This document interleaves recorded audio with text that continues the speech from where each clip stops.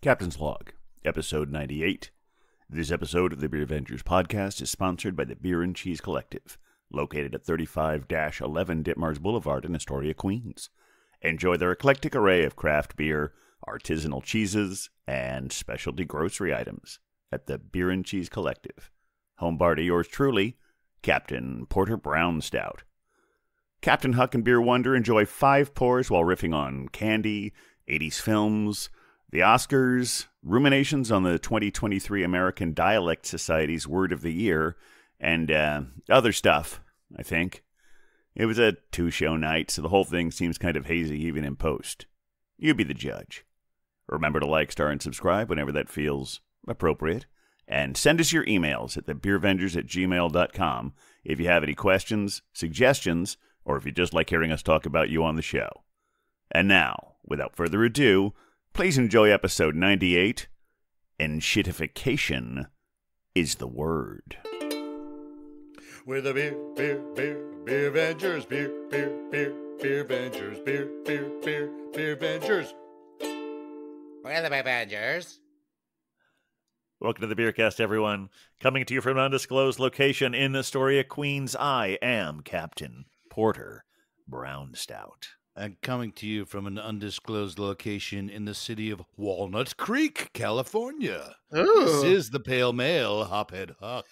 And coming to you from an undisclosed location in the county of Kings, it is I, the Beer Wonder. And we are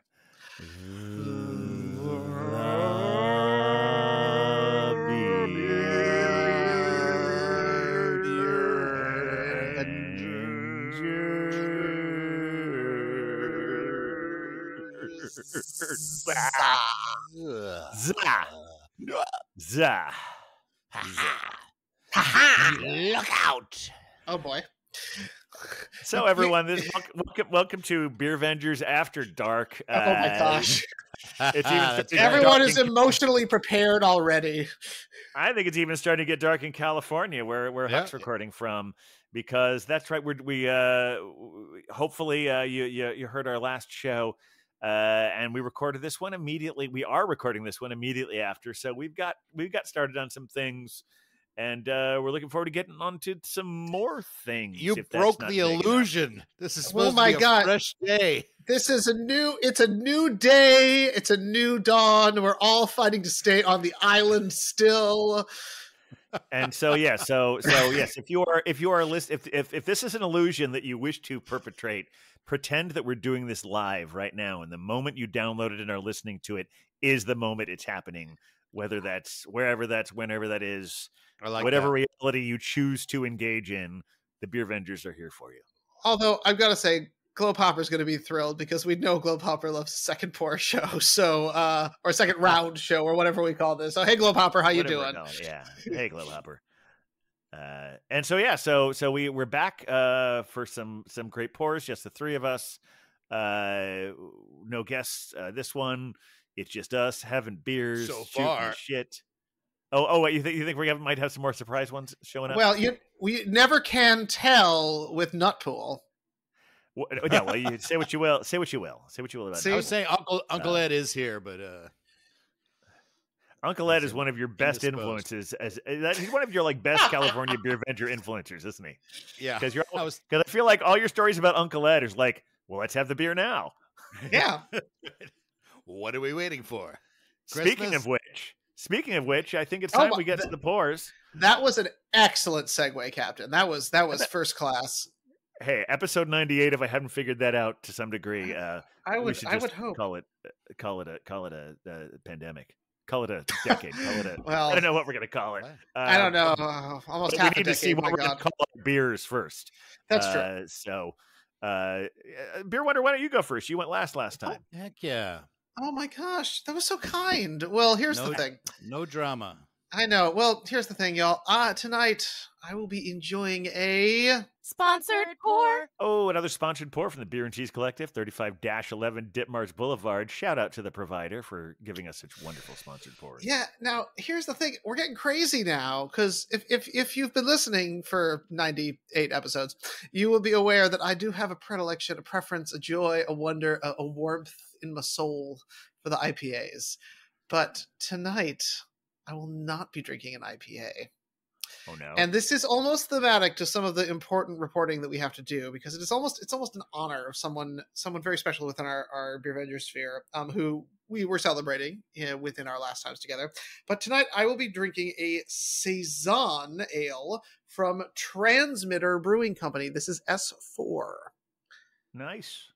Oh yeah, love it. Yeah. I love those Very good. Transmitter saisons. Exactly. Known for their Saisons. Some who have drunk with me before know that Saison is not always my number one, but I'm really excited about this one tonight because it does look like it's a good flavor profile for me. So here's a little sneak peek at S4. Ooh, another very bright one. Yeah, Exactly. juicy looking. But the Light, juicy, a little funky, which is what you expect from a Okay. Saison on the nose. but Absolutely. we'll have to see how it gets as we dive a little deeper into this beer. So, yeah, let's see that can again. oh right, you probably would Yes, want to yeah, see yeah, both yeah. of those together, wouldn't you? Just like that, yeah. Look at that. Oh, beautiful, beautiful. I know. Yeah.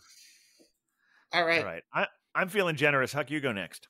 Oh wow. Heck yeah. Well, thank you, Captain. I'm going to go to, and as you know, I like to bring new, never before used breweries to the scene. This is called Motel Hellas. Hellas. Motel Hellas Lager, low ABV, 4.8. And this is from Narrative Fermentation Brewing out of a lovely city called San Jose. Aha. Very good. Oh, I feel like I've heard of that town. I feel like they might do some good. I can never get good directions there. That's the I problem. know. Yeah, exactly. I don't know the way to San Jose, and no one will tell me. No, that's Oh, unfortunate. very nice. But this is, look at that. It is very clear. That is a Bright gorgeous color. looking beer. Mm-hmm. Now, Hellas Good head. isn't always my favorite. Sometimes I feel like they're too sweet, but I'll tell you what, when it's called Motel Hellas like this, maybe it's going to be a little scarier. I hope so. And, Got a bite. Gotta get into it. All Hopefully, right, it'll have a very little good. bite. Yeah.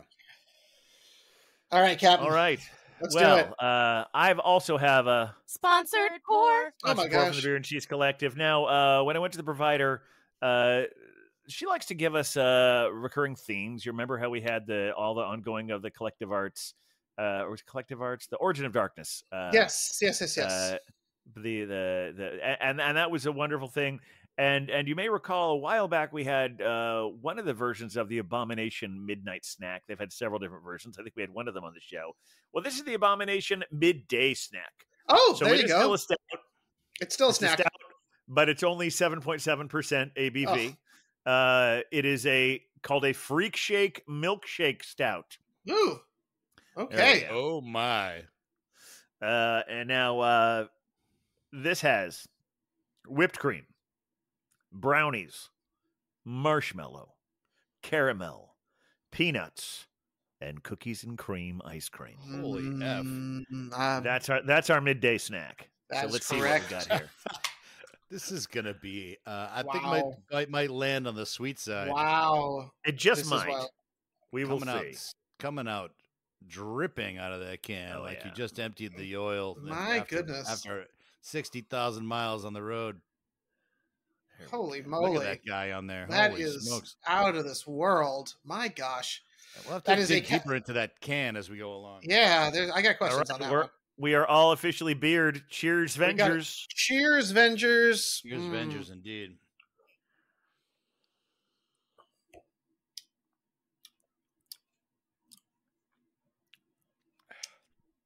Okay. Okay. Okay. All right. So here's the deal, y'all. You know, I have had some feelings on the saisons in the past. They could be a little too funky, a little too peppery, a little bit too much like, you know, the forbidden herb, as some might say, the old types might say. But this one, a little dank, little legalized in New York recently, and now on every street corner. oh yeah. But this Not one is legal on definitely every street corner. Weirdly enough, yeah. Yeah, I know it's confusing, but this one is notes of pepper and stone fruits, and you know what? Okay. That's right. That's exactly what this is. It's peppery and it's stone fruit, and you know what? Hey, Mikey, He likes it. He likes it. I there you know. go. I know. It's a real nice, refreshing pour here. You know, it's got kind of this like Pilsnery character to it, but there's a nice note of like spicy dankness to that, and then a really good fruity undertone. For those of you who might be making your way out of IPAs and into saisons, the S4 is definitely a good way to go because it's kind of bridging the gap. It's a good transitional beer. I'm digging it. Excellent. I would drink quite a few. Very Wow, good. Great review right there. Hey, Mikey, he likes it. I'm going to let the captain. Oh, go ahead. Well, I'm gonna say like this midday snack. I love that can art. It's like it's basically a demon looking like they're having some one of those big parfaits from Friendlies. Okay. It's like the whole like ice cream sundae thing here. I will say I would love to share this with Huck because I think you might like it more than I do. Because with those like 7 different ingredients I listed there, they do push a little hard on the peanut. I don't dislike it, but it's like there's something about peanut that can just sort of dominate everything. But I'm enjoying it nonetheless. It's got a nice full body, and if you like I guess I'm thinking more like so with all those ingredients. I remember when I used to go to Friendlies after the show because that's we talked on that last show about how going after. We all talk about going out and having beers after the show now. But when I was in high school, we always went to Friendlies, and I would often get the Reese's Pieces sundae. And this sort of puts me a little bit. This puts me a little bit in the mind of that one. It was always like it was the biggest sundae they had. And I got that a lot. Well, that was a big deal back in the day because Hershey's bought Friendlies. Like they what do we call it? Takeover. They did a takeover. Yeah. They acquired Friendlies, and so then they just pushed all their products in there, and Reese's Pieces was like, we'll take it. Yeah. Also right around the same time as the E.T., so it was like... Sure. Well, the kids that was there, that's a film where the alien eats those Reese's Pieces. That's right. And in the original script, there were M&Ms. Of course. Yeah. Well, the good old days on that one. Somehow M&M's wouldn't let them have the rights to it, so they basically created a whole market for Reese's Pieces because M&M's thought they were too good for a blockbuster movie. Oh my those gosh. M&M Mars people are. Well, I mean, Calm M&M's are doing down. They're doing just fine, so they didn't lose out really. But yeah. It's like I was just listening to a podcast today where Henry Winkler was offered the role of Danny Zuko in Grease, the movie. Yeah. And he turned it down because he was like, well, I don't want to just play the Fonz for everything I do. Probably was a wise move. It wasn't a great movie. Yeah. Hey, look, we're going to What am I alone in that? Am I alone in that? I mean, you're right in a way, but it just has so much sentimental value to me that I just love it. Oh, okay. Oh, so you love it too, Beer Wonder. I love the music more than anything else. I'm agnostic to most movies. You know this. Well, yes, but also you spent some time seeing musicals. I think as musicals, it's not great. It's not one of the ones that's up there for me. I didn't see it when it initially came out, but by the time I finally saw it, I'd seen it on stage, and I liked it okay. I would also say I saw a college production of it, which I think is probably the best cast for it because they're all the right age, as opposed to all of them being 40 pretending to be 16. Yeah. You do bring up a good point. Definitely adult people playing the teenagers for sure. But on top of that, when I went to see the play, that starts out with a bunch of people at the high school reunion, and then they're remembering backwards. So if they'd included that framing device in the movie, you could have justified more the fact that they're all way too old for the part. Wow, I see. I don't know anything about the play. Honestly, I've known almost nothing. Yeah. But when I first saw that movie and just the opening moment when they start playing that song, the Frankie Valli Grease song, I was like, stop everything. This is my movie. I didn't even need to watch the rest of it. I was so into the Bee Gees too, and love at first sight. And Barry Gibb wrote that song, so I do love the idea that we can't get the guy from Happy Days. Let's go to Welcome Back, Kotter. Yeah, that's what they did. They went right down the line. Yeah. Like what other popular sitcom do the kids like these days where they're sort of a leather jacket? Yeah, okay. Barbarino will do. Barbara, And also have to do. And let's give him Kanicki's song too, because Yeah. we really want to humiliate Jeff Conaway a little bit. Yeah. Oh, right, Grease Lightning, right? Oh, that's right. Funny. Because in the play, Grease Lightning is Kanicki's song. That's true. But it's I saw it six times in the theater. Wow, that's commitment there, Huck. And you know me, I'm not like a musical theater guy. I like musicals, but I've never been like obsessive or anything about it. But that movie, boy, I loved it. I mean, it was the women in it too, like Olivia Newton-John is so beautiful, and that one other actress. I mean, there was like a lot. It was dirty. There was like a lot of naughty parts.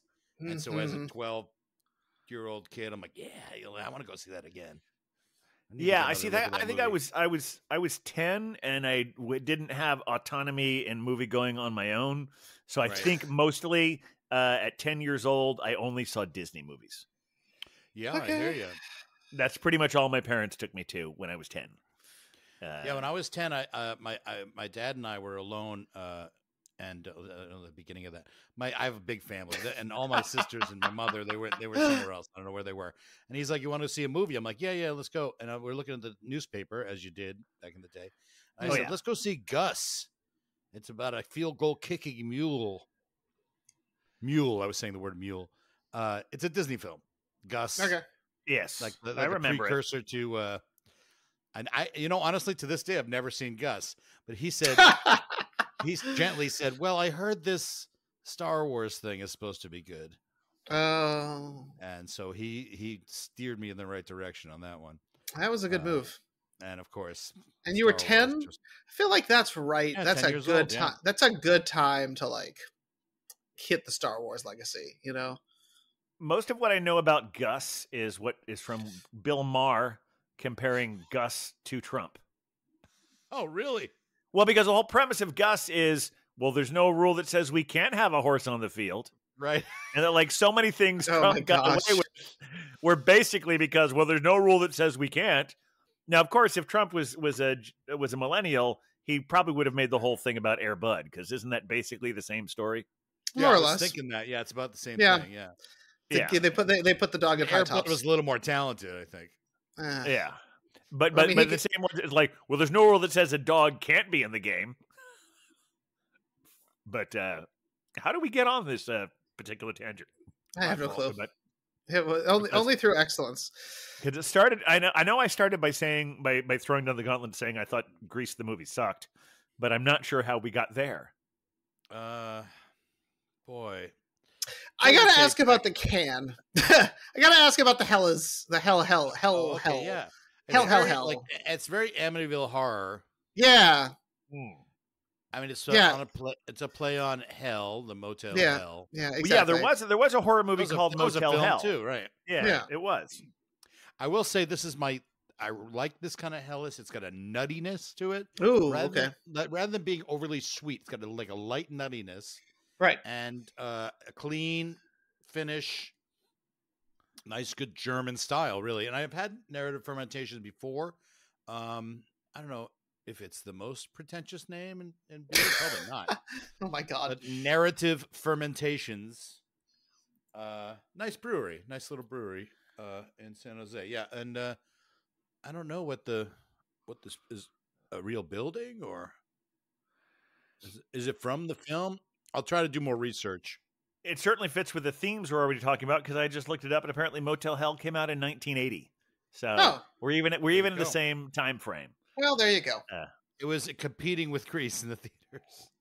Actually, Grease preceded that. It was earlier. Yeah. It did, but the way things worked back then, and Grease very well might have still been in theaters at the time, because things ran for years sometimes.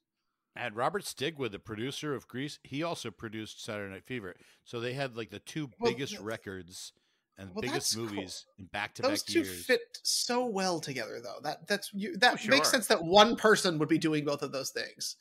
Well, it was that Bee Gees connection too, because like I said, Barry Gibb wrote the Grease the song, and that was only made for the film. That was not in the original Broadway. That's show. right. Was it a Broadway show even? Greece. Greece. Eventually Yeah. it was, but I think it was originally too. Eventually.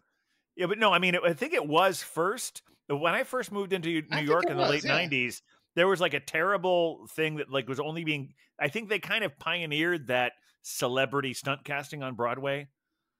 Some of these Right. people have eventually gone on to be performers in their own right, but there were like, Well, I remember there were people like Rosie O'Donnell and Brooke yeah. Shields and So that was in the people like that. 90s. The first Broadway production was in the 70s. I think it was like 72. Yes, you're or absolutely something. right. Yeah. But Yeah, the yeah. revival was Right. one of those ones that really pioneered having Yeah. people who maybe didn't belong on stage. Some of, like I said, I don't want to come down too hard on Brooke Shields there, because she certainly has proved herself to be a stage performer in her own right. But Yes. she may not. She might have been a little green at the time. Okay. Here's another crazy thing I'm Remember looking, that, because yeah. now I'm looking at the cast of Motel Hell, and much Oh my like gosh. Grease, Wolfman Jack is also in Motel Hell. Oh my gosh. There's another connection. There we go. Yeah, It's all Yeah, it all comes together. It's all one. yeah. I've never seen it, but I have a vague recollection of it being kind of a parody of horror movies. But I generally Okay. don't know, because I genuinely don't know. We not were generally. talking about E.T. And Reese's Pieces, Reese's and Pieces yeah. somehow led to Grease. So we decided Was we it no wanted to because just- it was the peanut character in the peanut in the beer. Captain's Thank you. beer. There we would get. I knew we would get there. Now sometimes it takes work because we I drink still and we don't know forget about the things. Grease though. And there are people right now who are yelling at their podcast Apple, like, you talked about it before. There's like sometimes I know people who don't want to listen to podcasts like this because it's a conversation they would like to be able to participate in, and it frustrates them that they can't. Right. I like to think Right. that also we help people feel less alone because honestly, if they I talk hope so, back at too. us, it would be great. It would be great. Like I like the idea that someone is joining in on the Yes. conversation. They've poured a beer. They're having one with us. They're just here. I think we attempted that once. We did a Facebook Live, and Yeah, that didn't work so well. nobody called in Yeah. except the Belgian babe. Yeah. Oh, I think her brother did Not that too. there's anything wrong with the Belgian yeah. babe. Oh my gosh. But yeah, no. This is devolving. But yeah, no, we I don't know how it all wound up being movies that just slightly before Beer Wonder was born. This is Look, what I love watched. about That is true. The Grease was before I was born, but like and Air Bud is definitely within my field of vision. That said, I didn't watch Air Bud when I was a kid. It took me like until adulthood, No. being a little drunk, to watch Air Bud. And I still haven't seen there were Gus. There's been 5 or 7 movies. That dog can get whatever he wants. Okay, he's got a following of people within my age range. Strangely, That Darn Cat is currently on the Criterion Channel. What? Oh, I like that movie. Yeah, I used Well, to. I don't know if it's any good anymore. Ken Berry. They curated a whole package of movies that included cats. Oh gosh. Got it. Is there a so- reason? Because they're always trying to come up with themes, and some of the, I mean, that I'd actually be curious to watch That Darn Cat. But was Ken Berry in? I know Dean Jones was probably in it. You know what? You're right about Dean Jones. I confused the two. But also, there's someone who was in Dark Shadows who I didn't watch until Glad we later. got to who I'd that like to go before back we and didn't see have her to- there. Yeah. We'd have to do hookups on that one. Yes. Well, Ken Berry was in some of those. Disney movies. No, it was. You're right. It's Dean Jones the whole time. And I guess this is my fault because I said that I only got to go to Disney movies for a while. I made Oh. up for it later. Thank goodness. You would have was been Dean missing Jones. many things. They made Yes. a remake in '97 starring Christina Ricci and Dougie Doug. Are we still talking about That Darn Cat or about Gus? That Darn Cat. And Dean Jones Okay. is in the remake. Of course he is. Yeah, because well, that's the funny thing is, man, I can't believe we're still going down this path, but I'm going to say it anyway. Yeah. What the fuck, Okay. right? Yeah, It's Go for it. the thing is, we're all talking for any of you millennials or X or Zers out there. There was a time when there were no VCRs, or there only a small portion of them had them. And so right now, Disney likes to sell you the same thing over and over again by just doing shitty remakes of their previous movies. But before VCRs, they would just release the same movies over and over again. So it's just another version. And so, like, for instance, when I was a kid, every 4 out of 5 Disney movies I saw were like movies from the 40s and 50s because they would just re-release their library over and over again. And then eventually, every once in a while, there'd be a new one, but we'd see stuff like Snow White and Pinocchio and Cinderella. And that was the one that my mother approved for us to see. So those are the ones we saw until Sunday nights. Wonderful World of Disney. Wonderful World of Disney. I remember Wonderful World of Disney. We watched that every week. Yeah, he would run a film, and that's where I saw all the early Kurt Russell movies and the Dean Jones. The Dean Jones. There was another one. The Goose of the Golden Egg was another. The $1 Million Duck. $1 Million Duck was the name of it. That's it. That's it. God. The $1 Million Duck. Yeah. Oh, it was one where he would turn it to an animal. Oh, like cat people kind of thing. No, that's a totally different movie. Putting out fires with gasoline. Talk amongst yourselves. We've gone on gentlemen. We've gone on a full journey here, and I'm so proud. Have we talked about all 3 of these beers? I'm not even sure because I've given credence to mine. You've talked about how yours is peanut buttery. Huck has talked about how his is helly and actually kind of sweet, how he likes it. But this isn't the only beer drinking that we've been doing in the last, since we last gathered to do important. Oh, things. sure, yeah. And we have had some beers together a few times. Most notably, we met for the Globe Hopper. I don't remember what year he was turning, but we met. It is one that ends in a 5 or a 0, so it was a monumental year for him. Oh, is he 30? Is he 30 or 30? I believe it was 35. 35. Okay, I was going to say 35. He's so youthful. I didn't want to. I know he brings the energy at all times, which is fantastic. Absolutely, yeah. So it was cool. We all he and I first met at Owl Farm, which I hadn't been to for a while. I'm pretty sure the last time. How was it? I mean, it was great. I think the last time I was at Owl Farm was for Huck's birthday. Many moons. This was back in not that many. It was his last birthday in New York. I want to say 2021. Does that sound right?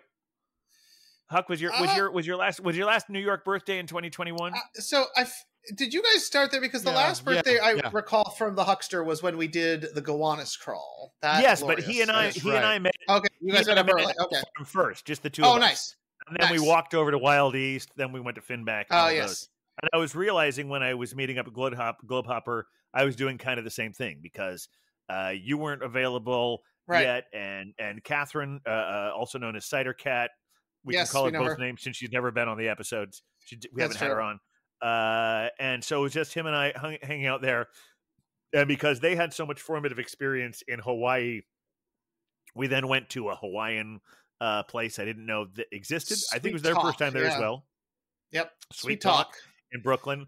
I don't recall if I had any interesting beers there or not, but I did have some wonderful tuna tacos. Yes, and furikake fries for me, and a nice little light lager there. And then we headed over to a great little beer bar right underneath the Smith and 9th Street called Q Beer, Queue. Yeah, I never even heard of that place. Yeah, what's up with that? Tell us about it. So excellently well crafted. I believe it was the owner was based off of the Carmine beer crew, and they just have a beautifully curated selection, dedicated lines, and an outstanding selection of cans. Plus, it's got a chill environment that is entirely decorated with Michelob Ultra. And their like light lager, their house beer is Michelob, is apparently Michelob, but it is also listed as like the Gowanus champagne or something like that, which of course makes sense because the champagne of beer. So it's just right around the corner from Other Half. Yeah, it is it is such a cool spot. It's got a great old timey feel. We had an incredible bartender. We had some great beers across the board. And it was just a fun time. And we closed it. And in true Beer Vengers fashion, we closed that place down. You did. I left before you guys did. Yes. I had to work the next day, or at least I thought I had to work the next day. That's a whole other story. Well, yes. But yeah, well, it's not a very interesting story. It was basically the story was I got up to go to work. The trains were fucked up. so I decided to take a vacation day. No, that End works of too. story. But so I should have stayed with you guys longer if I knew that was my eventual thing. I'm Yeah. trying to. Oh, okay. Now I remember why it's very important that we talked about this. Was on February 9th, wasn't it? Does that sound I right? believe The date? so. Let me take a look. Yes, I think so. It was February 9th. Yes, correct. Right, because we were talking about Huck and your whole approach towards bottle logic, Yes. and I had a really remarkable draft beer there from Bottle Logic called Dark Star November. Oh, heck yeah. Oh, wait, where's the sound cue for that one? Oh, you mean this one here? Oh, fuck yeah, my dude. Hot. There we go. Yeah, it's Huck's contract. He doesn't actually have to say that out loud anymore. It's We true. don't- we You can always just have you can to- just I could call just it do from the live. heavens. Call it from Yeah. the heavens. Oh, fuck yeah, my dude. But yeah, I'm looking. Yeah, so yeah, it was Dark Star November. It was a really fantastic beer. Wonderful way to end that evening. Mm-hmm. Yeah. Oh, sweet. It was such a nice night, and so great to celebrate with Globe Hopper and Cider Cat, and of course you, the captain. Because yeah, And with you. I had one of those moments as I was heading out in a drizzly, chilly New York night, waiting for a bus that was trying to get me there, looking up at the sky and realizing that the F train was no longer running, and all the things that happened in New York. golly. But I just had that great moment where I was like, this is what I love about Gotham. This is what I love about this city. So I had all the feelings. I feel like I have those frequently after I've had a few beers because I'm getting all emotional, and it's usually late and dark. So it was another one of those great New York nights. Now, I don't know this for sure, but the Smith 9th Street station is Yes. if there's anybody that keeps track of this sort of thing, is the highest in the sky station I believe that is in correct. town. Yep. Oh wow! Yeah. It's way up I did there. not know that. I don't mean honestly, I don't know that either, but it is like you take 3 escalators from the street level to get up Yep. to it. It takes onto effort the to get there. platform. It is so high up. It's what we call an elevated train. I want to hear the sound of an elevated train. What's another sound I don't. we should have? Oh yeah, I don't have that in there, but we can Not try and yet. work that in Not the yet. future. Let me yeah, it's hear the sound of an elevated train. But All right, but you Tommy make Lee a Jones, The Fugitive. oh Oscar is winner. that okay? Yeah, I may have the quote wrong. I haven't Well seen that done, movie in a young while, man. so yeah. But Uh, I will say, to your point, I don't think so much about how high trains are because I don't really, for whatever reason, that does happen a lot, especially since I live in Queens and I take an elevated train every day, so I don't really think so much about how high it is because I mostly notice all the new trains are so low. Like if you're taking the Q train to the Pony Bar, that is so deep in the bowels of the city. That Like, is it true. feels yeah. It feels like you're going into the Titanic submersible or coming out of Mhm. it. I was confirmed it on the interwebs that Smith 9th Street is 87.5 feet above ground level. All right. Okay. Is that So like more than half a Statue of Liberty. There you go. There you go. See, and that's a reference point for many people on this beer cast. At least 2 of us. Yes. And you know what's interesting? That place that you talked about, the Q Bar. Yeah. That when you used to, back in the day, when people used to wait in line for the can releases at Other Half, Right. back when that was a thing. It's not really a thing anymore. But the line would wrap around the corner, and that was like right there where you would. And if Q Bar was open back then, Oh yeah, they would have been making they would bank. have done bang up business. But I guess they probably do well now because they are so close to Other Half, and they get a lot of runoff from there. Fantastic. Yeah. Oh, you know what's Fair- great? No, that's about the right time. I have another beer. Oh my goodness. It's very exciting. It's going to be a 3-pour evening for us then, I think. I think that's, Huck- Captain might have another as well. I think Captain may be taking a little trip to a little special place, but we'll find out. Now you all get your beers from the from the provider. Yes. I have my own provider. No. Her name is Serzan. You might have met her. They came over the other night to Nice. watch a film, and she brought a sixer, a curated sixer from the Nice. market, and we got this new beer. new brewery, not new, but new to the podcast. Oh, it's dripping on the computer. It's Mammoth Brewing. Wow. And it is called Double Nut Brown. Double Nut Brown. That's it delightful. Is nutty. It is Double Nut Brown, and it is actually a blend of a brown and a porter. So I'm interested to see the vibe on this one. I've had this in the fridge for a while. I know Sarazan bought one, but I had one already that I was going to use in a podcast, but I never used it. And now here we are. Let's open her up. All right. And Mammoth Brewing. Have you guys been to Mammoth Lakes, California? I've been to Mammoth Cave. Oh, okay. That's in Kentucky. Mammoth Lakes is a town, so I'm told, and it is like on the other side of the mountain. Okay, so it's like really hard to get to, and people go there and have a good time. They have a beer festival every year. Okay. A blues and beer festival, which I wanted to go to. Larkin Poe was playing and a couple of other cool artists. I don't know why this head is not showing. Oh, there it is showing now. Okay. Oh, wow. Yeah, it's okay. Yeah, it's pretty. It's real pretty. Brown and look, our listeners might not know this, but look, birch trees. Oh, that has significance for reasons that some people might know, but others might not. It does. My name is Birch. Oh my gosh. The cracks are showing. Don't tell the people. Don't tell the people, Huck. Anyway. Well, since Huck's enjoying his beer, I'm not going to make him play the song, but I just went down to the Captain's cellar. I'm ready. Wait, all right. Wait. I was gonna. I thought that might be happening, so I did kind of give Huck a little warning that perhaps that's where you're headed. I heard a little of that, and I was like, "You're again. We're showing people behind the curtains. Like they're not supposed to know that I'm not here." But yes, I just took a trip down to the Captain's cellar. To the where? To the Captain's cellar, yeah. Come high water or hell, yeah. Filled with stouts and porters, made with bricks and mortars, going to the Captain's cellar. Yeah. Yeah. Yeah.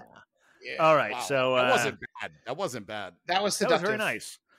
Yeah, so I'm getting away a little bit from I'm a glutton for whatever because this doesn't have peanuts in it, but it is definitely a pastry stout. This is from near the place where I grew up in Cincinnati. It's called Street Side Brewing. I've never been there, but I should go there sometime.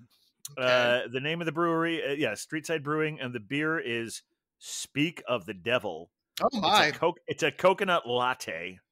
Okay. It describes itself as an imperial pastry stout with coffee, vanilla, and toasted coconut. Oh my! Look at that great can art. I think it's half. I chose it half because of that great can art. That is really cool, and that is like one of the more Captain-y beers we've had in a moment. Yes, and, after having after all those peanuts, after all those M&Ms, those and the Belgian double, and oh wow, so like barely any head at all there. I know that literally just poured and then sat. Oh no, there it is. You know, we're done. It's creeping up. Just poke it out. Yeah. Oh my gosh, very cool. I love the comic book art on it. Oh, so good. And really playing it to the horror theme with our beers, even though we haven't really played into it in our conversation. But no, not at all. Oh, yeah, the head is definitely a little more prominent. Oh, now it's back. Point. Okay. So it's rising from the dead, the head. Oh, very good. Very well. 12%. 12% ABV. So that is death right there. That'll kill you. Let's hope not just yet. Maybe just slowly maim me. This is very nice. I mean, that's good. Yeah, it is sweet, but in ways I don't mind. Coffee's really strong in there. Coconut to a lesser degree, vanilla, not as much. But anything where coffee is right up to the forefront, I'm on board with that. Oh yeah, that is Captain through and through. Now we had our adventures, but Huck, I know you had a monumental night. It sounds like where you hit two of the heavy hitters of the beer sphere in the same evening. It was funny because I started out at our one of our favorite places there, Spokeasy. We like them. And I went in and I'm like, I honestly had this idea in my head that I was going to drink light this evening. But I went in and Why would you do Jacob, that? bartender, he's like, "You got to hit this triple IPA." I'm like, "Really? I have to?" He's like, "You have to. You have to get it." And it was from a new brewery called Wondrous Brewing. So I had that triple IPA there. And then we did the comedy show. And strangely enough, one of the other comedians did a whole bit on names of beers and how it's out of control, you know. He said Yeah. Pliny the Younger, because Pliny the Elder and Pliny the Younger. How about Pliny the age appropriate? You know, he was doing jokes like that. And then I went to another bar, Goldstein's, and they had the Pliny the Younger. But while I was at Pliny the criminally underage. Yeah. Exactly. I'm prepping an Epstein joke here, but I'm going to let that one sit. Pliny the jailbait. Yeah. Pliny the jailbait. That's the line you need. Yeah. That's it. That's it. The one Pliny I had the elderly. Yeah. And the one from Wondrous Brewing was called Triple Cuff. So I don't know how that plays into it, but it's 10.5% on that one. Okay. And then I went to get a can to bring over to the theater where they're doing this comedy, and I was like, well, I can't not get a heady topper. Right. Well, obviously. It's right That's here. solid. That's solid logic. And there, that heady's, I think, 8%. And then when I went over to Goldstein's, I was like, well, I can't not get Pliny the Younger. It's only here. Yeah, of course. This is how an evening of poor decisions begins. Yeah. Oh my Lord. Yeah. So I'm sorry. Poor, beautiful decisions. Yeah. I mean, it was good. If I could keep other, drugs out of the equation, then it wouldn't be a problem. But I have to shoot heroin, and it's just who I am. Yeah, you can't not do heroin when the opportunity shows up. Yeah, this is you have to take it. It's important. It matters. You don't want to be rude. Somebody offers it. Yeah. I mean, yeah, they're never going to offer it again if you don't take them up on it. So yeah, that's right. That's right. Yeah, they're like, oh, here's the guy who doesn't like heroin. Right, exactly. By the way, the Double Nut Brown is it is classified as a porter. It's actually not that strong. It says it's 5-point-something%. So, yeah, there it is, 5.5, which I don't mind. That's great, but it's called double. The word double, but I think it's doubling up on the nuts. I guess double nut brown, or the double is that it's a brown and a porter at the same time. I see. Yeah, double nut sounds kind of dirty. That's the double they're going for. And you should have a double nut. You don't want to just have one. Although some people can, I don't want to, leave out those of us that have had that kind of, cancer, where you had to have one removed, So, Oh, see, you went to a darker place. I was thinking we were going to some kind of I thought you were pivoting towards a "that's what she said" joke, not ball cancer. I just love looking at Beer Wonder's face while I'm going down this road. He's like, "What's happening? What's happening?" Yeah.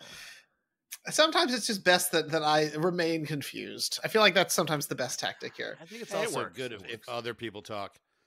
But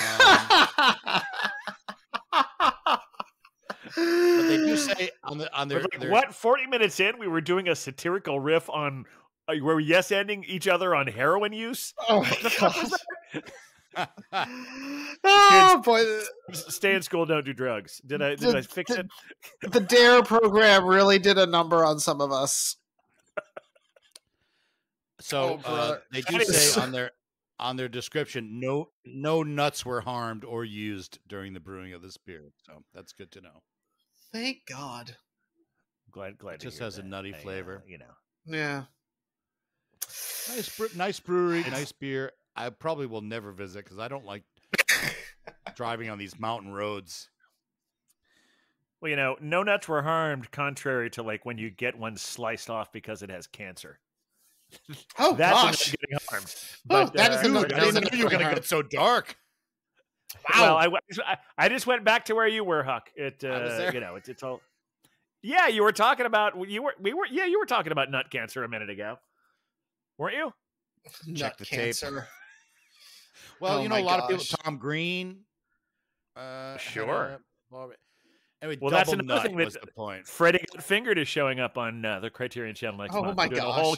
They're doing a whole curated package on the Razzies, As they should. which I think is a good segue into. I've recently discovered a new word that I think Okay. just perfectly yes. describes Mhm. so many things that we've been dealing with in the post-pandemic world.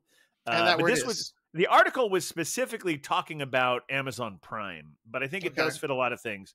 And the word is enshittification. Oh, okay. Enshittification refers to a thing where someone wants to cut costs, but they don't want to raise the price. So they keep it at the same price, but kind of just give you a less good version of it. So it's not terrible. It's close enough that it reminds you of what happened before, but it's just kind of shitty compared. So you're thinking about the adding ads to Amazon Prime streaming. Is that kind of where you're like where this that is what, one example of that? That is what the article was about. The example they were using was specifically because rather than introducing a new tier, they decided, well, even though you signed up and you paid for this for a year for this service being away, we are actually going to remove some of the things that you paid for. You paid for an ad-free experience. You paid for 2-day shipping. We're not going to guarantee any of that shit anymore. I mean, honestly, the 2-day shipping, a lot of times, I think, got a situation where it's like you're guaranteed 2-day shipping. Well, you're guaranteed free shipping with Amazon Prime. You're not guaranteed 2 days. And they never really apologize for that. It's like, oops, it took another day.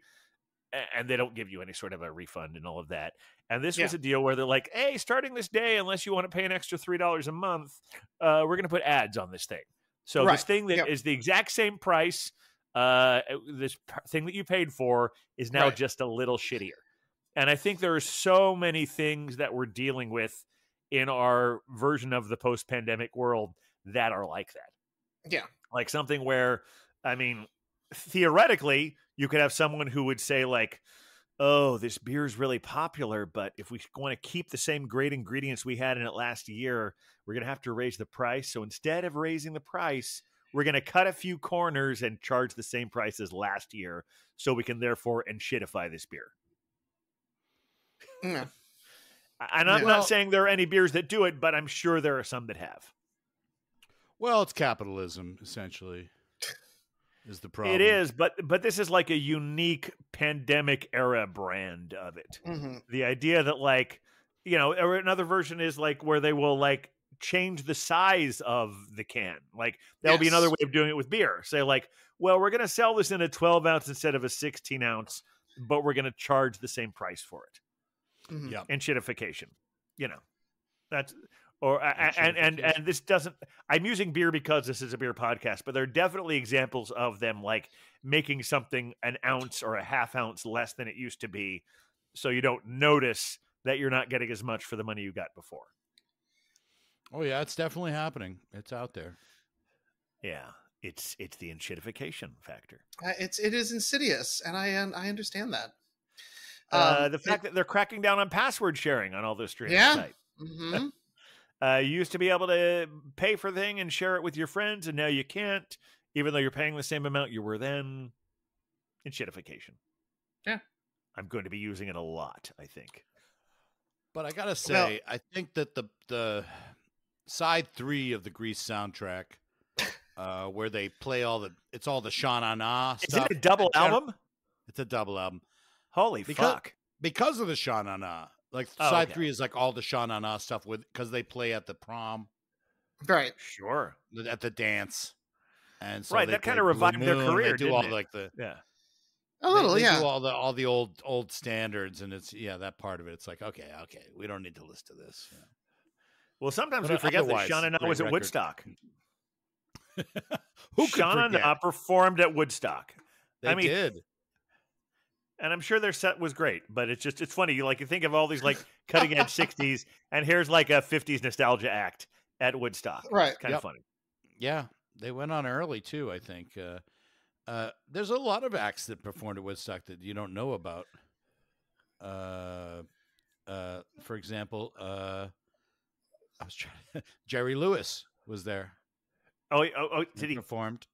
What did he do stand up? Oh, ladies. Yeah. And who else was Or did there? he like just introduce somebody? Or that I don't know. I did not know Jerry Lewis was there. Oh no, I just started making shit up. Oh, okay. So he wasn't there. But so that was one tack of humor you were going to go with. I was going to go with the other tack of humor. So like, a lot of people don't know that Jimi Hendrix was there. Yeah, I like Oh that. my gosh. I like that. A lot of people don't know that the Grateful Dead were there. The Grateful Dead, No, the Who. Yeah. A lot of people don't know that. Yeah. A lot of people don't know the Who were there, which is true, actually. Who? Who? Oh, I was thinking Who? that earlier. So I guess who? Yeah. go back to another episode. I was gonna remember our guest was at Flagship Brewing. Yes. And I was gonna go into a whole thing. I was like, is that their flagship beer? Oh my gosh. I wish you had. And no, I restrained myself. But you Thank but you goodness. could have, Huck. You could have. Well, I did the Newsies bit. I thought that was I thought that Oh, was smart. yeah. I thought that was solid. I thought that what was a fucking career our friend Mark has. I mean, amazing. Yeah. And still a finger on the pulse of what's going on. I thought the idea that concerts are the new approach makes a lot of sense. Fewer people, easier to produce, a little cheaper to Yep. produce, Yeah. still gets One-offs, a lot yeah. of the bang for your buck. Yeah. I mean, rough for a person who's trying to make a living in the field, I imagine. Unless each Sure. concert's paying a lot, but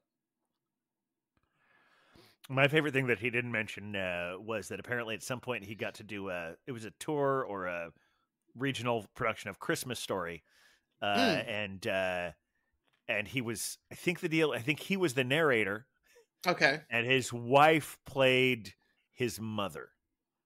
Oh, Because wow. within the story of A Christmas Story, you have the kid and the mother, right. and so yeah. he's the Right. narrator telling the story, and his wife is playing the mother of his child self. Sure. That makes sense. So always nice to get to work together when you're a performing couple.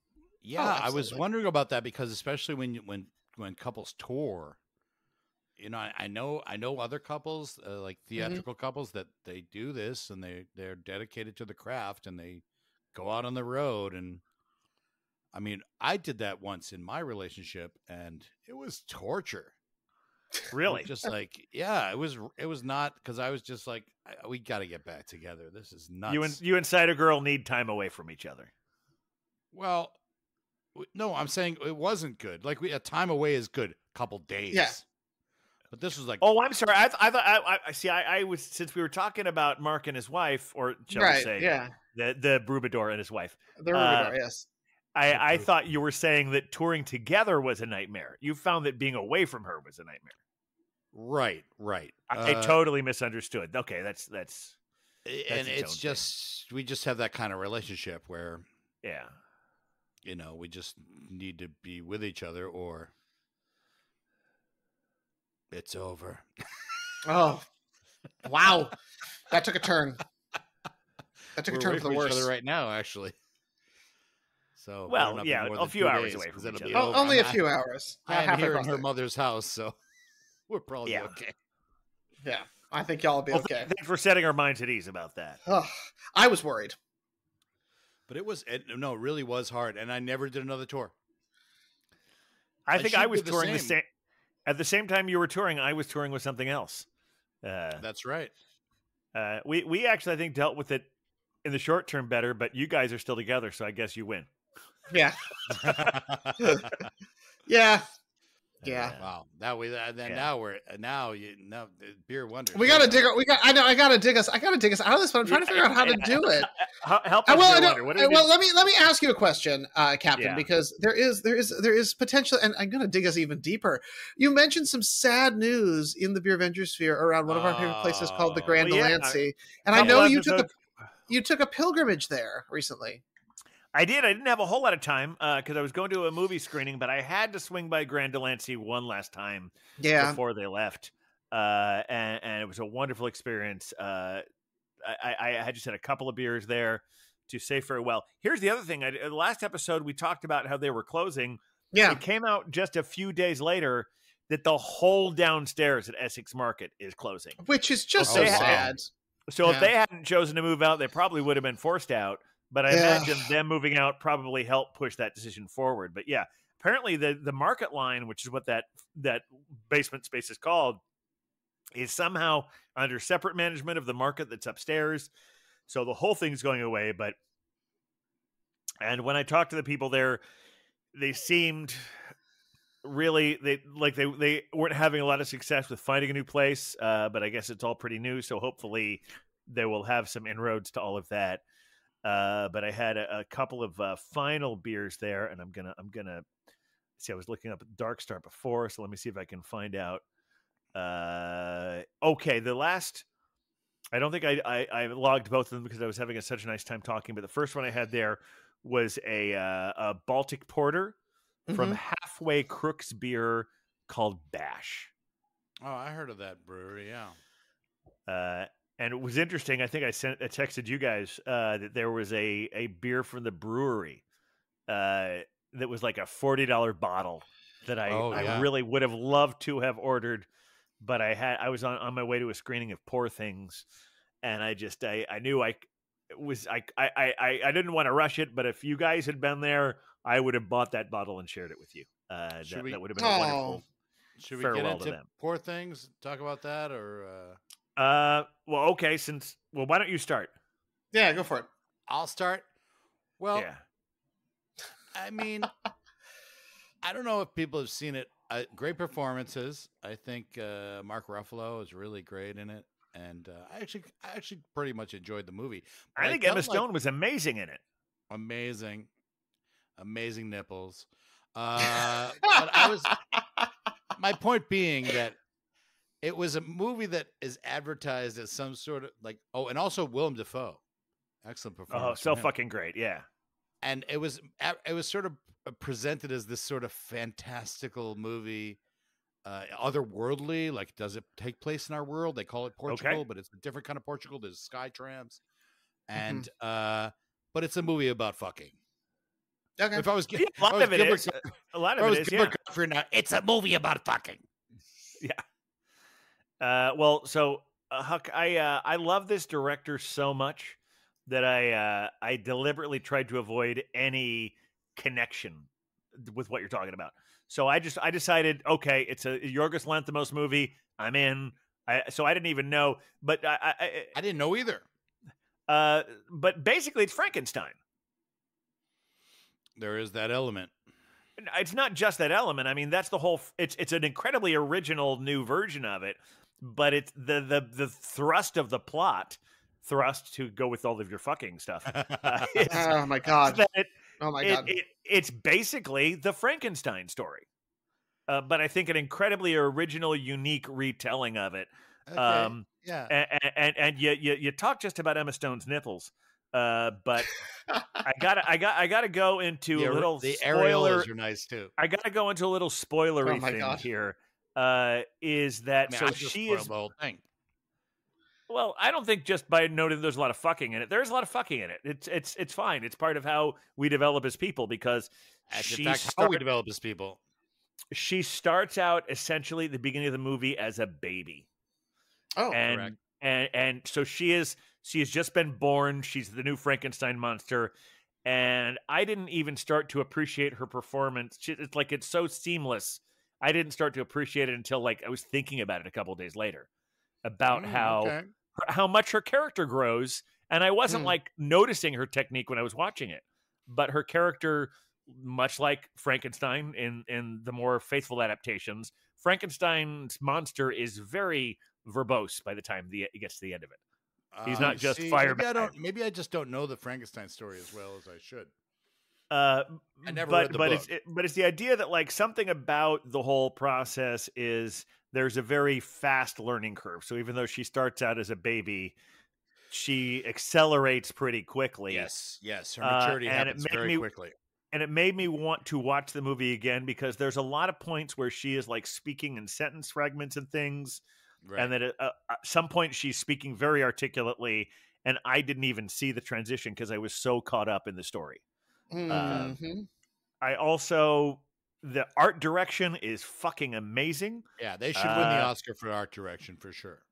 and the art direction mirrors her advancement in her intellect. Mm. What? Okay. Okay. What did you just mumble? You can say it out loud. No, I was clearing my throat. Oh, okay. I thought you were. Yeah. Well, no, because I thought like it starts you. out.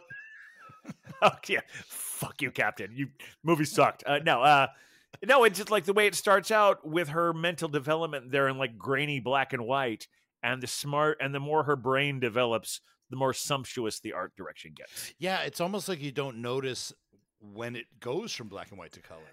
That's what I'm saying. It's like it didn't seem like, oh, look, they did this now, like I felt with Maestro.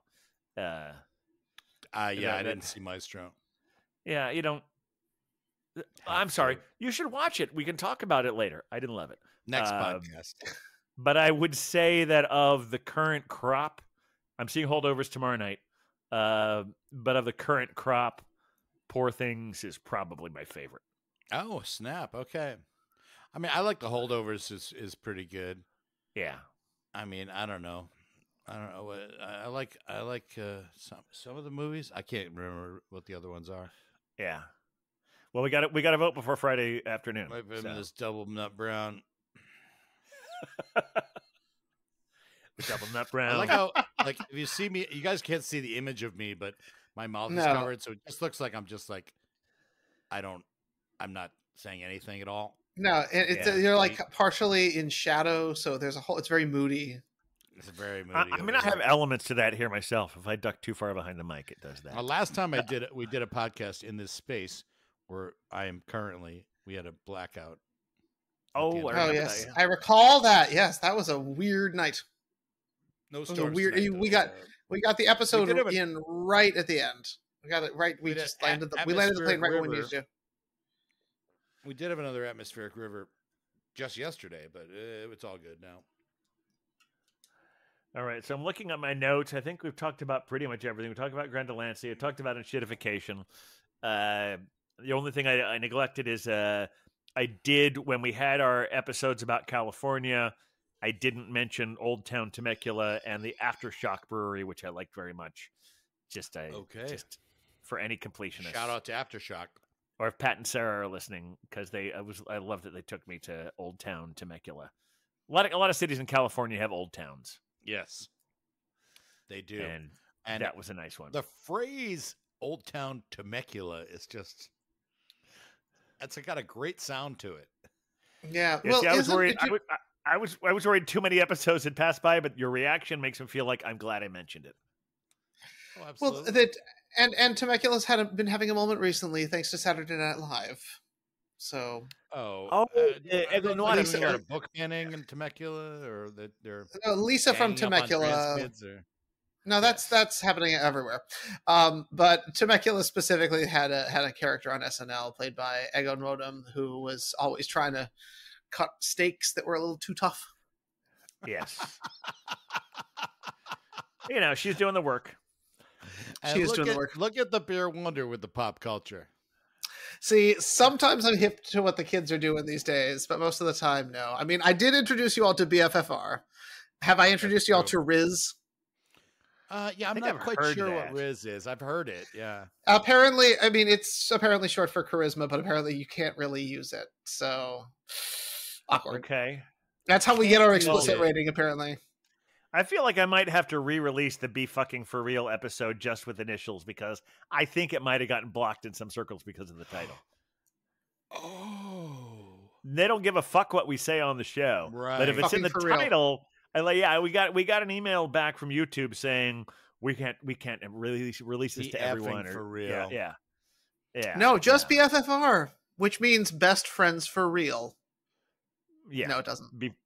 Yes, but we can pretend that. That's part of the enshittification of society, is we don't even know the difference. Exactly. Yep. Exactly. Yeah, that's where we're headed. So I can't tell how long we've been going because the timer does not say.